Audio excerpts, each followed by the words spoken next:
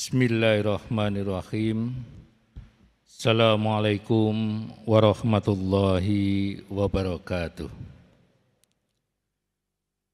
Innal hamdalillah wassalatu wassalamu ala Rasulillah wa ala alihi wa sahbihi wa mawala wala haula wala quwwata illa billah.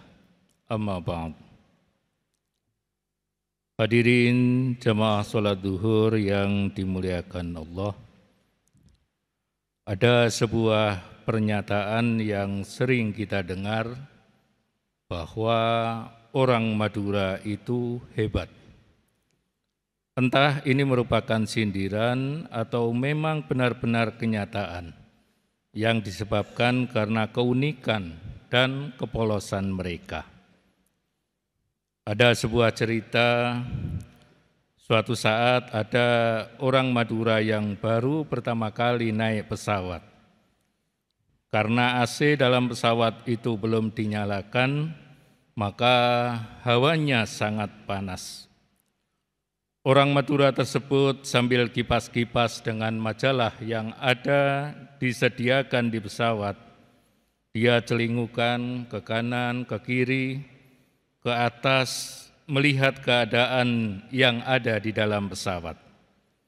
Juga dia melihat sayap dan baling-baling pesawat dari jendela.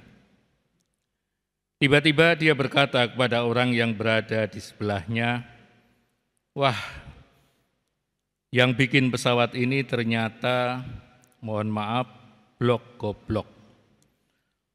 Orang yang ada di sebelahnya terkejut dengan perkataan orang Madura tersebut dan kemudian bertanya, "Kenapa Anda mengatakan begitu?" Dengan enteng orang Madura itu menjawab, "Lah iya, yang kepanasan di dalam sini, mosok dia malah naruh kipas angin besar di luar sana." Katanya sambil menunjuk baling-baling pesawat. Sebuah logika dan imajinasi polos dan lugu dari seorang Madura. Hadirin jamaah rahimakumullah, kehebatan orang Madura itu juga terlihat di dalam mencari rizki. Dia bisa jualan bensin eceran dalam botol tepat di depan SPBU Pertamina. Logika dari mana ini? Tentu banyak orang yang heran, ngapain beli eceran kalau ada pom bensin di depannya yang pasti harganya lebih murah? Apa iya bisa laku? Ketika hal itu ditanyakan, orang Madura penjual bensin itu menjawab, "Rizki itu sudah diatur Allah, Mas, jadi ndak usah khawatir. Tapi usahakan harus masuk akal, Cak. Orang datang ke sini kan mau ke SPBU, lah sampean kok malah jualannya di sini. Kalau Allah yang ngatur saya dapat rizkinya di sini, mau gimana lagi, Mas? Kan bisa saja orang malas ngantri atau pas pertalitnya habis dan orang malas ngisi pertamak. Ya itu kan yang menjadi rizki saya." Ceritanya panjang lebar. Iya ya, benar juga. Orang yang bertanya itu hanya bisa garuk-garuk kepala. Lagian kan hemat, kalau bensin saya itu habis, saya tinggal isi ulang dengan jalan kaki. Lanjutnya santai sekali. Nah, Madura kok dilawan. Jamaah rahimakumullah. Secara hitung-hitungan bisnis, orang jualan bensin eceran di pintu masuk SPBU, tentu itu tidak strategis dan sulit sekali laku. Meski begitu, pada kenyataannya penjual bensin eceran di depan SPBU itu sudah lama dia menjalankan usahanya dan tetap mampu untuk menghidupi keluarganya. Modalnya apa? Iman.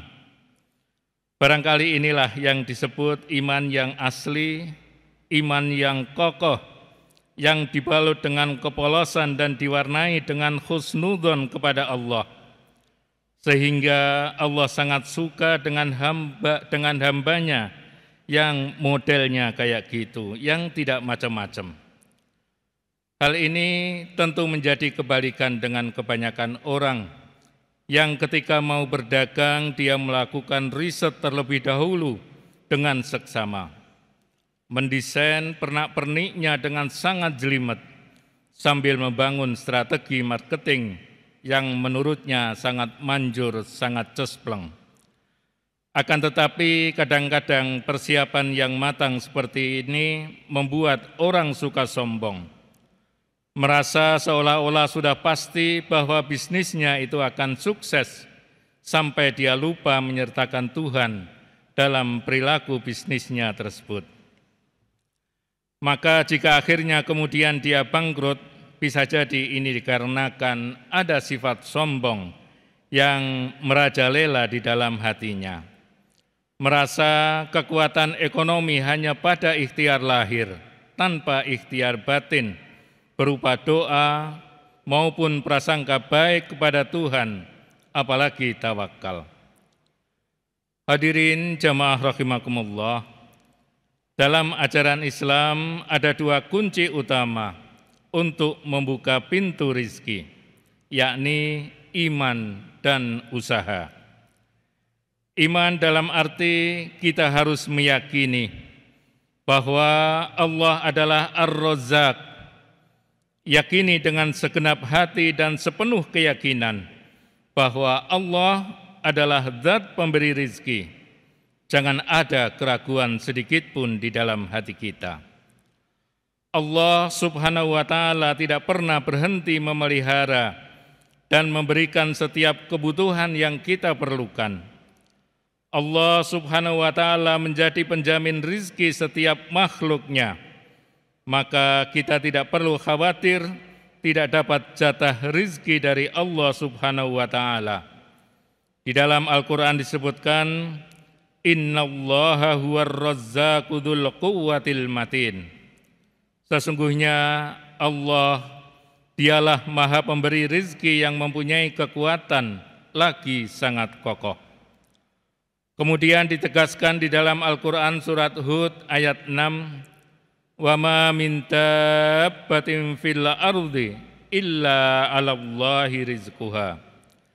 Dan tidak ada suatu binatang melata pun di muka bumi ini, melainkan Allah lah yang memberi rizkinya. Hadirin jamaah rahimakumullah, pemahaman yang umum melekat adalah rizki itu merupakan hasil kerja seseorang dan bukan pemberian dari sang pemilik rizki, Allah Subhanahu wa Ta'ala. Tentu ini merupakan pemahaman yang salah. Oleh karena itu, pasrahkan semua urusan rizki kepada Allah. Syukuri apa yang kita dapatkan, maka rizki itu akan terus datang mengalir. Persoalannya, jika rizki itu telah ditetapkan oleh Allah, perlukah ada usaha untuk menjemputnya? Hadirin jamaah rahimakumullah, Allah memang maha pemberi rizki. Namun ikhtiar atau usaha untuk menjemput rizki itu juga perlu. Rizki jangan didiamkan saja, tapi jemputlah rizki dengan ikhtiar, dengan usaha, dan dengan bekerja keras. Bekerja merupakan hal mendasar di dalam kehidupan.